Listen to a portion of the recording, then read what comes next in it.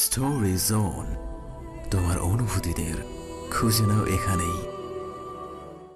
যা তো কাজী ডেকে আন। আলোর চোখ বেরিয়ে আসার উপক্রম। একই অবস্থা ওর মা বোনেরও। তুল্য মুরব্বী দুজনের সামনে গিয়ে বলল, বিয়ে না করে বাসর করে পাপ করে ফেলেছি, এখন বিয়েটা করে পাপ মুক্ত হতে চাই। আপনারা কি বলেন? তুল্যর অনাকাঙ্ক্ষিত প্রস্তাবে লোকজন সব বিমূঢ় হয়ে যায়। এমন পরিস্থিতিতে মূলত ছেলেরাই গা বাঁচাতে চায়। সেখানে এই ছেলে নিজে থেকেই বিয়ের কথা বলছে। কেউ কিছু বলার আগেই আলো এগিয়ে আসলো। এক প্রকার হিতাহিত বোধ হারিয়েছেও। সবার সামনে তুল্যর খল আর চেপে ধরলো আলো। তীব্র জেদ নিয়ে বলল, কিসের ভাসুর, কিসের বিয়ে? হ্যাঁ, কিসের বিয়ে? কিচ্ছু হয়নি আমাদের মাঝে, কোনো বিয়ে হবে না এখানে। তুল্য, আমি করবো না তোমাকে বিয়ে। বেরিয়ে যাও, তুমি চলে যাও এখান থেকে। আলো ধাক্কা লাগায় তুল্যর বুকে। তুল্য এক পা পেছালো, তবে তারপর এক চুলও নড়ল না। প্যান্টের পকেটে হাত গুজে আরও এসে দাঁড়ালো ও। আলোর এমন জোরালো স্বভাব দেখে ও অবাক হয়েছে, কিন্তু তা প্রকাশ করলো না। বরং ওর ভাবখানা এমন, গলার জোর, গায়ের জোর, মানসিক জোর যাই খাটাও না কেন, তুল্য আলফেজকে স্বামীরূপে স্বীকার করা ছাড়া তোমার কাছে দ্বিতীয় কোনো উপায় অবশিষ্ট নেই আলো। আমাকে ডিভোর্সটা কবে দিচ্ছ তুল্য? তুল্য আলোর দিকে প্রসারিত চোখে চায়। বিয়ের পর অনেকেরই ছাড়াছাড়ি হয়, কিন্তু বিয়ে নামক বন্ধনে আবদ্ধ হবার ঠিক পূর্ব মুহূর্তেই সেই নিশ্চিত বিয়ে থেকে আজ অবধি কোনো মেয়ে মুক্তি চেয়েছে বলে ওর মনে হয় না। আশেপাশের কেউ কথাগুলো শোনেনি হয়তো। সবাই মিলে জোর জবরদস্তি করেই আলোকে বসিয়ে দিয়েছে কাবিননামায় সই করার জন্য। এক লোক ওকে দ্রুত সই করার জন্য তাড়া দিল, কিন্তু আলোর ভাবান্তর নেই। ও কাবিননামায় কলম ধরে স্থির হয়ে বসে আছে, সই করছে না। তুল্যর জবাব না পেয়ে পাশে তাকালো আলো। পাশে বসা মানুষটার মুখ দেখতে ঘৃণায় চোখ ভরে ওঠে ওর। তবুও দৃঢ় কণ্ঠে বলল, কবে দিচ্ছ ডিভোর্স? ডিভোর্স দেওয়ার জন্য আমি তোমাকে বিয়ে করছি না আলো। তাহলে কেন করেছো বিয়ে? সেটা তোমার জানার বিষয় না। এই প্রশ্নের জবাব তুমি কখনো পাবে না আলো। দ্রুত সইটা করো। এই বিষাক্ত সম্পর্ক আমি কখনোই মানতে পারবো না তুল্য। তাই যতক্ষণ এই সম্পর্ক থেকে মুক্তির নিশ্চয়তা পাচ্ছি, আমি সাইন করব না। আলোর তেমনই জোরালো কণ্ঠ। অন্যত্র দৃষ্টি সরিয়েছেও। তুল্য ধৈর্য হারায়। নিজেও এবার জেদ নিয়ে শান্ত কণ্ঠে বলে, বেশ, দিয়ে দেবো তোমাকে ডিভোর্স। এই সম্পর্কে থাকতে হবে না তোমাকে। ওকে, সন্তুষ্ট তুমি? খুশি? নাও সাইন। আলো এক পলক তাকালো তুল্যর দিকে। পুনরায় চোখ ভরে ওঠে ওর। তুল্যকে কখনো ওকে এভাবে ঘৃণা করতে হবে তা কল্পনাও ছিল না ওর। ওই হয়তো প্রথম যে কিনা ভালোবাসার মানুষটাকে আপন করে পাওয়ার আগ মুহূর্তে তাকে ঘৃণা করতে বাধ্য হচ্ছে। বিয়ে নামক পবিত্র সম্পর্কে জড়ানোর আগেই সে সম্পর্ককে অসম্মান করে বিচ্ছেদ চাইছে। কান্না সংবরণ করে কাবিননামায় সই করলো আলো। কবুল করে নিল তুল্যকে। সবাই যখন সদ্য বিয়ে হওয়া দম্পতির যখন মোনাজাত করছিল, আলো স্তব্ধ হয়ে বসেছিল চৌকিতে। কাজের কথায় তুল্য মোনাজাত ধরলেও মোনাজাত ধরেনি ও। ওর বোন দুটো মুখ লুকিয়ে কাঁদছে। মা নিথর। বিয়ে শেষ হলে একে একে আলোদের বাড়ি থেকে বেরিয়ে যেতে থাকে সব। আলোর মা এবারে কাছে আসলেন মেয়ের। তুল্য উঠে দাঁড়ালো, এক হাত প্যান্টের পকেটে গুজে বলল, চলো আলো, শ্বশুরবাড়ি চলো। বেরোতে হবে আমাদের এখন। আমি কোথাও যাব না। তুল্য ভ্রু কুচকাল। আলোর মায়ের দিকে তাকিয়ে বলল, আপনার মেয়ে কি বলে এসব? বিয়ের পর যে মেয়েদের শ্বশুরবাড়ি যেতে হয় তা কি মেয়েকে শেখাননি? ভদ্রমহিলা এক নজর তাকালেন তুল্যর দিকে। মলিন শাড়ি পরিহিত মহিলার চাউনি দেখে আটকে যায় তুল্য। অনুভব করে তার চোখ জোড়া চেঁচিয়ে বলছে, আমার মেয়ের শিক্ষায় আঙুল তোলার মতো যোগ্যতা তোমার নেই। মহিলার দৃষ্টি সরিয়ে মেয়ের শুকনো চেহারার দিকে তাকালেন। কাঁধে হাত রেখে নরম স্বরে বললেন, পরিস্থিতি যাই হোক, বিয়েটা হয়ে গেছে আলো। এবার নিজের দায়িত্ব পালন কর মা। পিছিয়ে আসার কোনো সুযোগ নেই তোর। আলো টলমলো চোখে মায়ের দিকে চাইল, করুণ স্বরে বলল, তুমিও এ কথা বলছো মা? তুমিই তো বলতে ভালোবাসা না থাকলেও একটা মানুষের সাথে এক ছাদের নিচে থাকা যায়, তার সাথে সংসার করা যায়। কিন্তু যাকে ঘৃণা করি তার সাথে এক মুহূর্তও থাকা সম্ভব হয় না। আমার পক্ষে ওর সাথে যাওয়া সম্ভব না মা। এই ছেলেকে আমি ঘৃণা করি মা, ওকে আমি ঘৃণা করি। আলো সশব্দে কেঁদে দিল। ওদিকে ওর মা বলা ঘৃণা শব্দটা তুল্যর আত্মসম্মানে তীব্র আঘাত করে যেন। কিশোর বয়স থেকে অনেক মেয়ের স্বপ্নের নায়ক ছিল। আজ অব্দি কোনো মেয়ে ওকে ঘৃণা করে বলেনি। দোষী বলে আলো যখন ওকে চর মেরেছিল সেটাতেও চুপ ছিল তুল্য, কিন্তু এই ঘৃণা করি শব্দ দুটো ওকে আর চুপ থাকতে দিল না। ভেতরের পুরুষালী গৌরব মাথাচাড়া দিয়ে উঠতে এগিয়ে গিয়ে আলোর হাত চেপে ধরে ও, তুলে দাঁড় করায়া বলল, অনেক শুনেছি, নাও লিসেন। তুমি ঘৃণা করলেও আমি তোমার বর, ঘৃণা না করলেও আমি তোমার বর। তোমার এসব ন্যাকামতে এই সত্যিটা বদলে যাবে না। Got it. চলো এবার। তুল্য আলোকে নিয়ে পা বাড়াচ্ছিল, কিন্তু আলোর মা ওর পথ আগলে দাঁড়ালো। নিজের বরাবরের দৃঢ়তা বজায় রেখে গম্ভীর কণ্ঠে বলল, আমি আমার মেয়েকে চিনি তুল্য। আমি জানি ও কখনো এমন কিছু করবে না যাতে ওর বর বা ওর শ্বশুর বাড়ির কখনো কোনো অসম্মান হয়। কিন্তু আমি তোমাকে চিনি না। আজ তুমি আমার মেয়েকে যেভাবে অসম্মান করেছো তা আমার সারা জীবন মনে থাকবে। তাই তুমিও একটা কথা মনে রেখো, আজকের পরে যদি আমার মেয়েকে কোথাও কোনোভাবে অসম্মানিত হতে হয়, আমি কিন্তু তোমাকে ছেড়ে কথা বলবো না। আলো তোমার বিবাহিত স্ত্রী, কোনো কেনা দাসী না যে জোর করে তাকে তুলে নিয়ে যাবে। তাকে নিয়ে যেতে চাইলে সম্মানের সাথে নিয়ে যাও। তুল্য এবারেও দমে গেল। জেদে শক্ত হয়ে থাকা চোখ মুখ নেতিয়ে আসলো ওর। আলোর হাত ছেড়ে দরজায় গিয়ে দাঁড়ালো ও। আলোর মা ব্যাগ থেকে একটা হার আর একজোড়া বালা বের করে মেয়ের গলায় হাতে পরিয়ে দিলেন। বুক ফেটে আসা কান্নাকে নীরবে বিসর্জন দিতে লাগলেন। মেয়েকে দেখতে আসবে, বিয়েও হয়ে যেতে পারে ভেবে এই গয়না আনতে আগের দিন বিকেলে যদি তিনি না যেতেন তাহলে হয়তো এমন দিন তার মেয়েকে দেখতে হতো না। আলো মাকে জড়িয়ে ধরে চিৎকার করে কাঁদতে থাকে। ওর বোনরাও এসে জড়িয়ে ধরলো ওকে। চোখের জল মুছে মেয়েকে বিদায় দিল আলোর মা বোন। ছোট ছোট ঘরদোর আর গলি পেরিয়ে মূল সড়কে থাকা তুল্যর গাড়ি অবধি আসলো তারা। আলো যন্ত্রমানবের মতো পেছনের সিটে বসলো। লুকিং মিররটা আলোর দিকে ঠিকঠাক করলো তুল্য। গলায় আটকানো ঝকঝকে সোনার গয়নাটা ব্যতীত সুতির থ্রি পিস, নত দৃষ্টি, শুষ্ক চোখ মুখ, কপাল গালে এলোমেলোভাবে পড়ে থাকা দু চারটে চুল, দৃষ্টিগোচর হওয়া গলার রগে ঘামের কণারা, মাথায় হালকা নীল রঙের ওড়না তুলে দেওয়া বধূকে কোনো দিক থেকে বধূ বলে মনে হচ্ছে না। তুল্য দৃষ্টি সরালো। গাড়ি স্টার্ট দিয়ে গড়গড় করে বলতে থাকে, আমরা দুজন দুজনকে ভালোবাসি, একদম ফার্স্ট ইয়ার থেকে আমাদের প্রেম। হুট করে তোমার বিয়ে ঠিক হয়, তাই দুজন এভাবে বিয়েটা করতে বাধ্য হয়েছি। এই মিথ্যেটা মুখস্থ করে নাও আলো। যদি তুমি সত্যিই চাও যত দ্রুত সম্ভব আমাদের ডিভোর্সটা হোক, তাহলে দুনিয়ার সামনে এটাই বলতে হবে তোমাকে। তো তোমাদের আর আলোর বাড়িতে যেতে হবে না ওয়াসির, আলোর আজ সকালেই বিয়ে হয়ে গেছে। ফোনের ওপাশ থেকে এমন একটা কথার জন্য মোটেও প্রস্তুত ছিল না ওয়াসির সাহেব। ওপাশের ভদ্রমহিলা বেশ শান্তশিষ্টভাবে বুঝিয়ে বলতে থাকে তাকে। তিনি কল কাটতেই একটা ক্ষুদ্রশ্বাস ফেললেন ওয়াসির সাহেব। কিছুদিন আগে তাসদিদকে চাকরির চিঠিতে প্রত্যুত্তর করতে দেখেছিলেন তিনি। যেহেতু জানতেন ছেলে চাকরি পেলে তবেই বিয়ের জন্য রাজি হবে, তাই মিসেস ওয়াসির খুশি হয়ে তাসদিদকে শুধিয়েছিলেন বিয়ে নিয়ে এবারেও কিছু ভাববে কিনা। তাসদিদের জবাব হ্যাঁ সূচক ছিল। হ্যাঁ, বিয়েটা করিয়ে নেব এবারে। ছেলের মুখে এমন জবাব শুনে একটু বেশি খুশি হয়ে যান দুজনে। তাসদিদের পছন্দ সম্পর্কে ধারণা আছে বলে আলোকে পছন্দ করেছিলেন ওয়াসির সাহেব। আগে থেকে বললে তাসদিদ রাজি হতো না, তাই আজ ওকে নিয়ে একেবারে আলোকে দেখতে যেতে চেয়েছিলেন তিনি। সেখানে হুট করে পাওয়া এমন অনাকাঙ্ক্ষিত খবরটাই তিনি নিরাশায়ী হয়েছেন বটে। ওয়াসির সাহেব পেছনে ফিরে আটকে যান। অফ হোয়াইট টি শার্ট পরনে, এক হাত প্যান্টের পকেটে গুজে ছোট্ট ওয়ার্ড্রপটায় হেলান দিয়ে দাঁড়ানো তাসদিদ বাবাকে ফিরতে দেখে সোজা হয়ে দাঁড়ালো। স্নিগ্ধ এক হাসি উপহার দিয়ে স্বাভাবিক স্বরে বলল, সুমি ম্যাম তোমাকে কি করে চেনেন বাবা? তোমাকে কেন কল করেছিলেন উনি? ওয়াসির সাহেব একবার হাতের ফোনের দিকে তাকালেন। কল বাজছিল বলে বারান্দা থেকে ফোনটা তাসদিদি তাকে এনে দিয়েছে। এরপর রুম থেকে বেরিয়েও গেছে। নাম্বারটা সুমি নামে সেভ করা, কিন্তু সেটা যে তাসদিদের ম্যাম তা তাসদিদের জানার কথা না। তাসদিদের তেমনই হাসি মুখে বলল, প্রায় 7.5 মাস ওনার প্রজেক্টে ছিলাম আমি। কন্ট্যাক্ট নাম্বার মুখস্থ হয়ে যেতেই পারে বাবা, এটা কিন্তু কোনো ভাবনার বিষয় নয়। ওয়াসির সাহেব জোরপূর্বক হাসলেন। মোবাইল পাঞ্জাবের পকেটে পুড়তে পুড়তে বললেন, আরে তোমার ম্যাম আমার ক্লাসমেট ছিল, একই কলেজে পড়েছি দুজনে।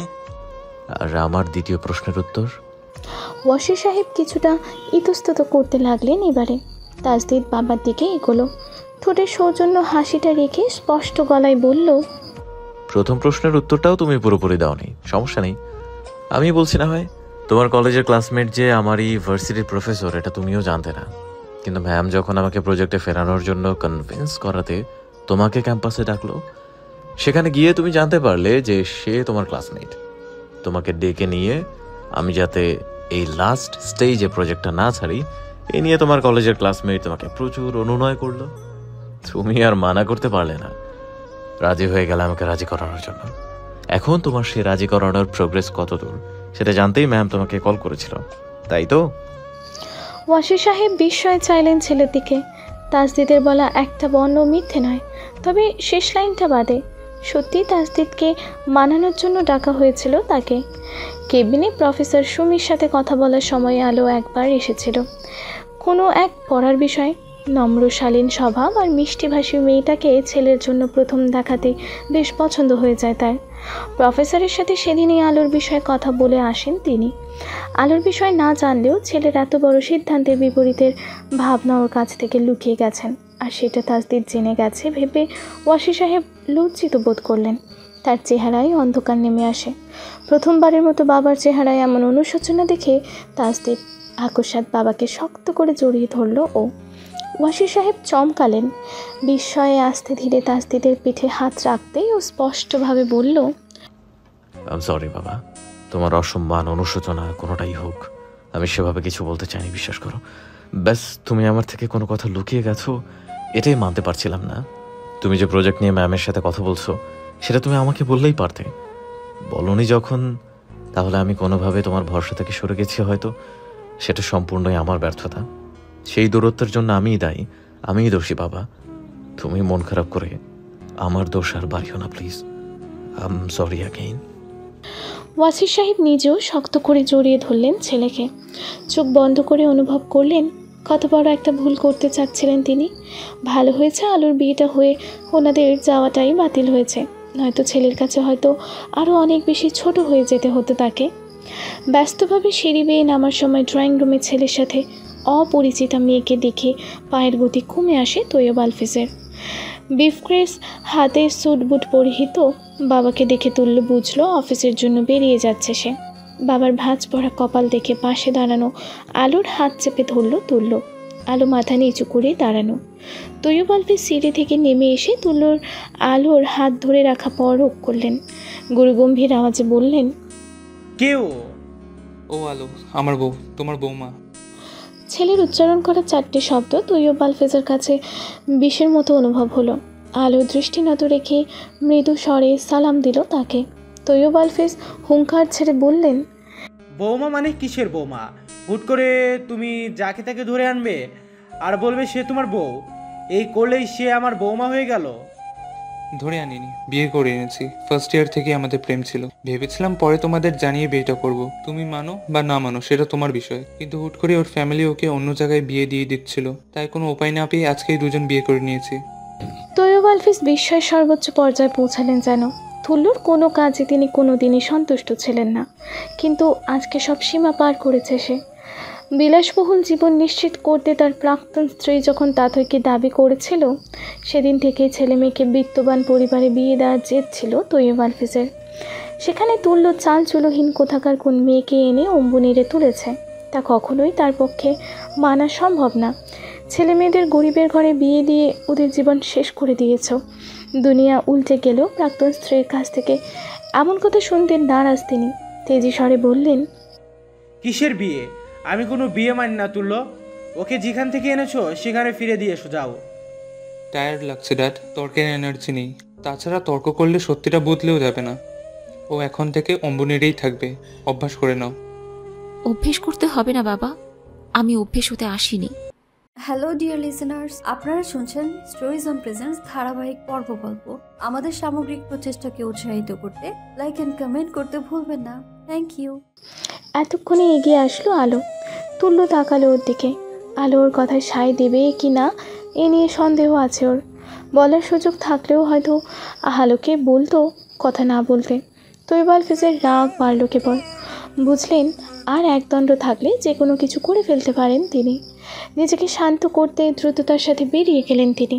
তাতই ড্রেসিং টেবিলের সামনে বসে এক দৃষ্টিতে নিজের প্রতিবিম্বের দিকে তাকিয়ে আছে। চোখ মুখ শুষ্ক, চেহারার সাথে ফর্সা শরীরটা ফ্যাকাশে হয়ে গেছে ওর, যেন দেহে এক বিন্দু রক্তের সঞ্চালন নেই। ওড়নাবিহীন গলায় উঁচু হয়ে থাকা বিউটিপূর্ণ সৌন্দর্যের পরিবর্তে জীর্ণতার জানান দিচ্ছে। নিজ থেকে বাবার চেঁচানো অস্পষ্টভাবে শুনলেও কারণ বুঝল না তাতই, বোঝার চেষ্টাও করলো না, বরং মানসিক প্রস্তুতি নিতে থাকলো। কিছুক্ষণের মধ্যেই আলো হয়তো কল করবে ওকে। কেন ও এখনও পৌঁছালো না ওর বাড়ি? তাজদিদের সাথে বিয়ে হয়ে যাচ্ছে ওর।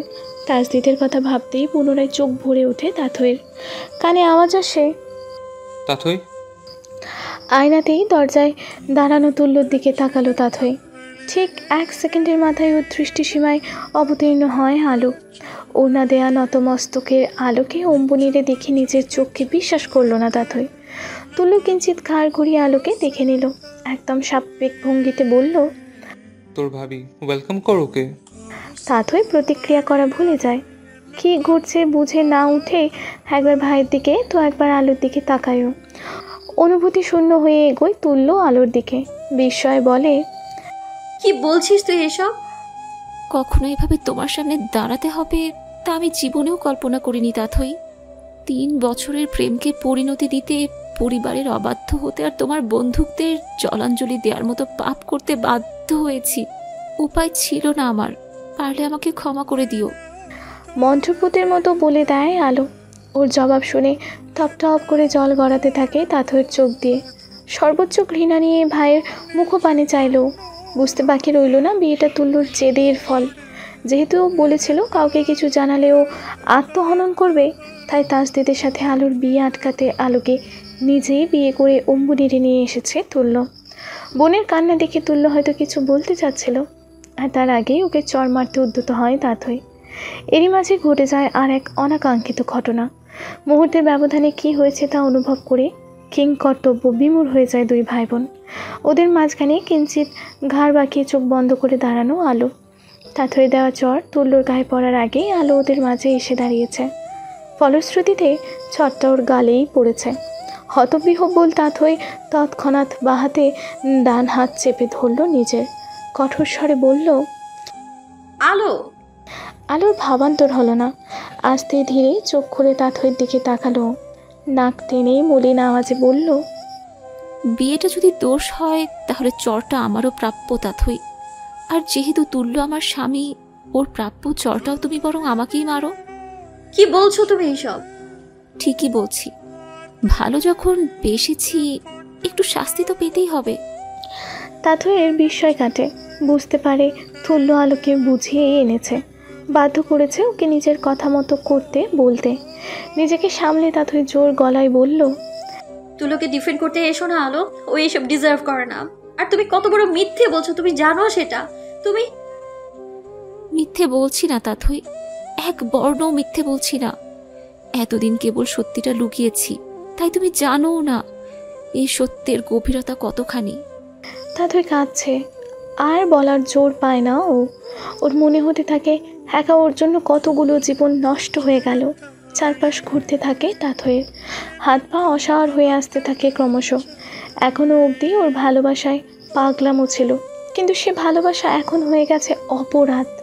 শার্লি, তুল্য, আলো, তাজদিদ, 4 মানুষের ভালোবাসা, ভালো থাকাকে গলা টিপে হত্যা করেছে ওর ভালোবাসা। এমন সর্বনাশা ভালোবাসা তো ও চায়নি, তাহলে সেটা কেন এলো ওর জীবনে? তাথই নিজের সাথে নিজের অদৃশ্য যুদ্ধে হেরে যায়।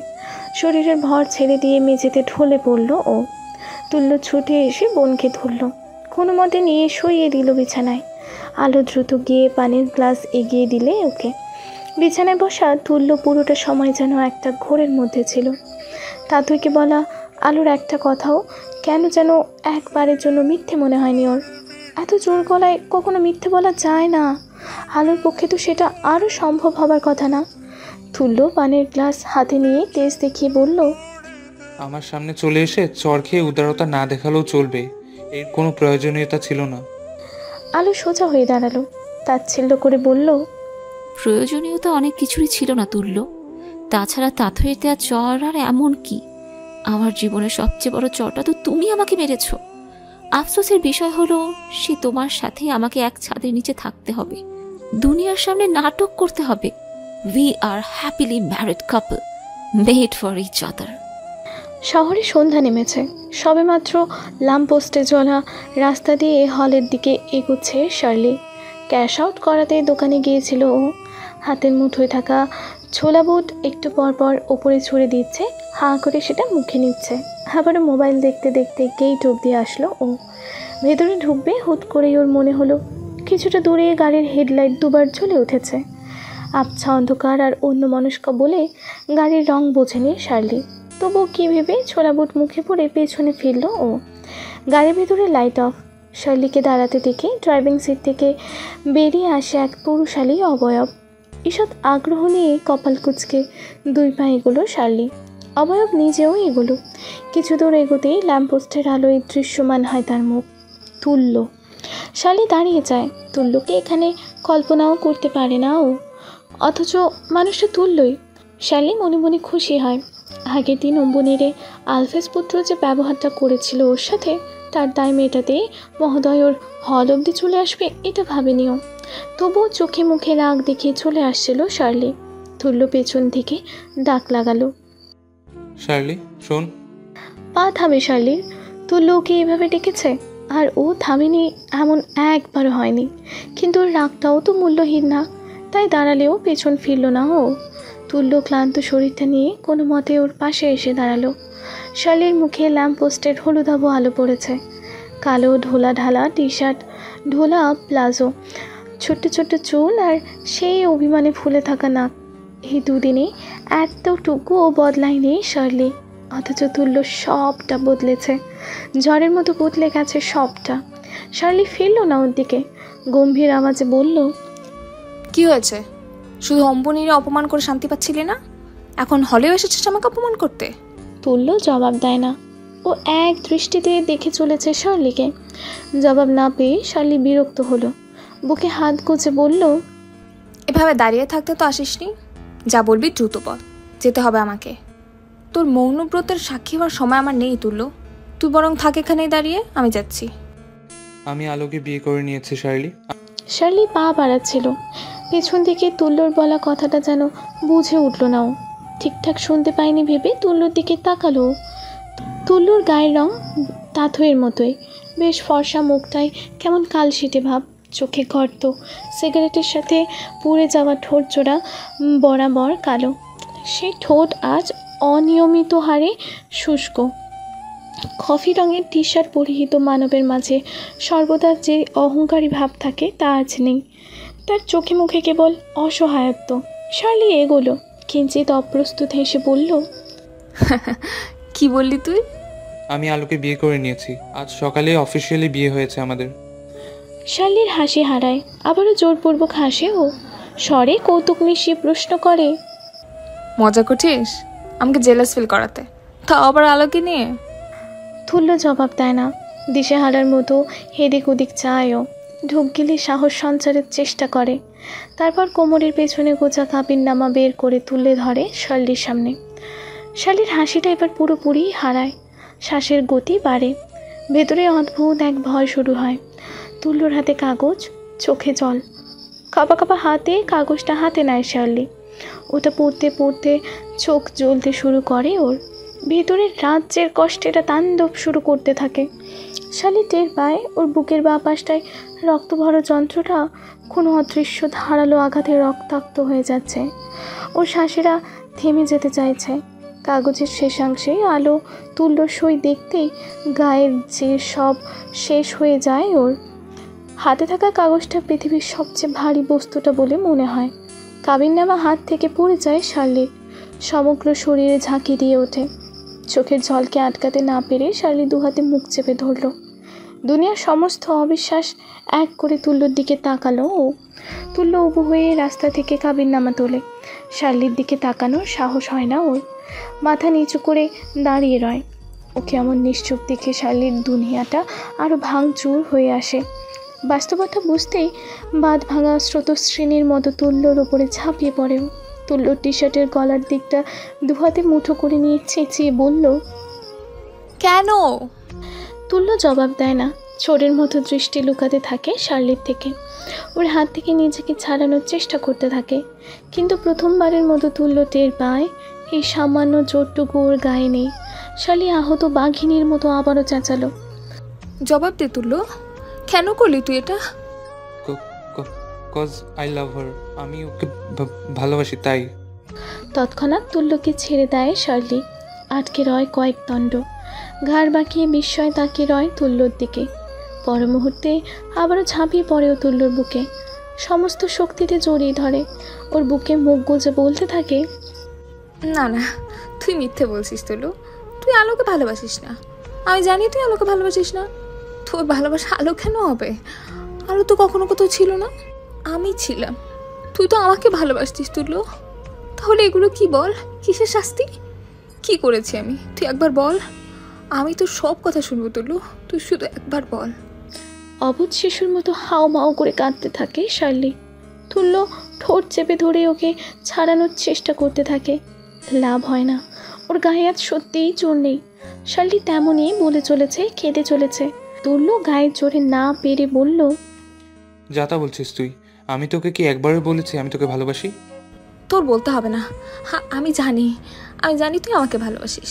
তুই আমাকেই ভালোবাসিস তুল্য। না, বাসি না। আমি তোকে ভালোবাসি না শার্লি, আমি তোকে বাসি না ভালো। তুল্য নিজেই এবার জোরালো আওয়াজে বলল। কর্ণগোচর হতেই চমকে ওঠে শার্লি। তুল্যকে ছেড়ে কয়েক কদম পিছিয়ে যায় ও। এতক্ষণ পাগলের মতো কাঁদতে থাকলেও এবার কথা না বলা মূর্তির মতো নিশ্চুপ হয়ে যায়। বেশ কিছুক্ষণ চুপ থেকে শান্তস্বরে শুধায়, তাহলে এতদিন যা ছিল তা কি ছিল? যা ছিল তা ভুল ছিল, ভুলে যা। তুই এখানে কেন এসেছিস সেই ভুল স্বীকার করতে? এই মুহূর্তেও তুল্যর কথার ভাজে ভাজে আত্ম অহংকার শালীরা সহ্য হয় না। এগিয়ে এসে সর্বশক্তিতে তুল্যর গালে চড় লাগিয়ে দেয় ও। যে কষ্টটা এতক্ষণ ভালোবাসা হারানোর ছিল, ভালোবাসা ঘৃণায় পরিণত হওয়ার কষ্টটা হয়তো কয়েকশো গুণ বেশিই হয়। সহ্য করা যায় না। তুল্য গাল ধরে চুপ করে রইল। শালী দাঁতে দাঁত চেপে বলল, ঘেন্না করি আমি তোকে, ঘেন্না করি। অ্যান্ড ইউ নো হোয়াট, আমার জায়গায় অন্য কেউ হলে হয়তো আলোকে অভিশাপ দিত, কিন্তু আলোর জন্য আমার করুণা হচ্ছে। কারণ আমি জানি ওর অভিশাপের প্রয়োজন নেই। তুই ও বেচারির জীবনের সবচেয়ে বড় অভিশাপ, সবচেয়ে বড় অভিশাপ। ভোর হয়েছে। তৈয়ব আলফেজের চোখে মুখে ঘুম নেই। প্রায় মাঝরাতে বাসায় ফিরে বাকি রাতটুকু সিগারেটের সাথে কাটিয়ে দিয়েছেন তিনি। বেশ কিছুক্ষণ হলো টের পাচ্ছেন ভোরের আলো ঘরে ঢুকেছে। সারা রাতের চিন্তাকে ঝেড়ে ফেলতে ইজি চেয়ার থেকে উঠে দাঁড়ালেন ভদ্রলোক। আলমারি থেকে চেক বই নিয়ে তাতে সই করলেন একটা, তারপর বেরিয়ে আসলেন রুম থেকে। তুল্যর ঘরের সামনে আসতেই দেখেন দরজা খোলা। ভেতরে এক কোণে মেঝেতে আধশোয়া হয়ে আছে তুল্য। সামনে মদের বোতল, সিগারেটের অবশিষ্টাংশ, হাত পা এলোমেলো, চোখ বন্ধ, চুল উস্কো খুস্কো। তৈয়ব আলফেজ ভেতরে আর দেখলেন না। কি ভেবে তাথইয়ের ঘরের সামনে আসলেন তিনি। সেখানে আসতেই চোখে পড়ল তাথই বিছানায় নেই, তবে ওয়াশরুম থেকে পানি ছাড়ার আওয়াজ আসছে। আলো মেঝেতে বসে বিছানায় হাত রেখে তার মাথা ঠেকিয়ে ঘুমাচ্ছে। তৈয়ব আলফেজ ভেতরে ঢুকলেন, গম্ভীর ভাবভঙ্গিতে এসে দাঁড়ালেন আলোর সামনে। তারপর বিছানার পাশে থাকা টেবিলে নখ ঠকিয়ে আওয়াজ করলেন। আওয়াজ শুনেই তৎক্ষণাৎ আলোর ঘুম কেটে যায়। চোখ খুলে দেখে তাথই বিছানায় নেই। আগের দিন অজ্ঞান হবার পর ওকে স্যালাইন পুশ করা হয়েছে। বিকেলে ডক্টর ডেকে দিয়ে শেষ রাতের দিকে উম্মুনিরে ফিরেছে তুল্য, তাও মাতাল হয়ে। সে ঘরে আর যায়নি আলো। সারাটা রাত তাথইয়ের সাথে ছিল। ও বিছানার ওপর স্যালাইনের সুচ পড়ে আছে। ওপাশে স্ট্যান্ডে ঝুলতে থাকা স্যালাইনে এখনও 1/4 বাকি, অথচ তাথই নেই বিছানায়। কিছুটা অস্থিরতা শুরু হয় আলোর ভেতরে ভেতরে। কিছু বলার আগেই ওর চোখে পড়ে তৈয়ব আলফেজকে। ভদ্রলোক চেকটা বিছানায় রাখলেন। আলো ভ্রুকুটি করে তাকালো ওটার দিকে। তৈয়ব আলফেজ গুরু গম্ভীর স্বরে বললেন, চেক সই করে দিয়েছি, অ্যামাউন্টটা বসিয়ে নিও। বাসায় ফিরে আজ আমাকে যেন তোমার মুখ না দেখতে হয়। ভোরের আলো ফোটার পর পরই এমন অপমানটা আলো সহ্য হলো না। চোখ ফেটে জল গড়ালো ওর। সে জলকে বিন্দু মাত্র পাত্তা দিলেন না তৈয়ব আলফিস। চলে গেলেন ঘর থেকে। বসে বসে কিছুক্ষণ অশ্রু বিসর্জন দিল আলো। এক পলক তাকালো ওয়াশরুমের দিকে, পরপরই শক্ত করলো নিজেকে। চোখের জল মুছে চেকটা হাতে করে এগুলো তুল্লোর ঘরের দিকে। তুল্লো তখনও মেঝেতে শোয়া, চোখ বন্ধ রেখে অদ্ভুতভাবে হাসছে আর বিড়বিড়িয়ে কিছু বলছেও। আলো ওয়াশরুমে গেল, মগ ভর্তি পানি এনে ছুঁড়ে মারল তুল্লোর মুখ বরাবর। মুখে পানি পড়তেই হুঁশে ফেরে তুলল, চোখ খিচে বন্ধ করে নিল ও। পরে হাত দিয়ে মুখ চোখের পানি ঝাড়ল। চোখ মেলে মগ হাতে আলোকে দাঁড়িয়ে থাকতে দেখেই দিন দুনিয়া তেতে উঠে তুলল। হিংস্র পশুর মতো ছুটে এসে আলোর ডান হাতের কোণে চেপে ধরল ও। দেয়ালে চেপে ধরে চেঁচিয়ে বলল, স্টোরি জোন, তোমার অনুভূতিদের খুঁজে নাও এখানেই।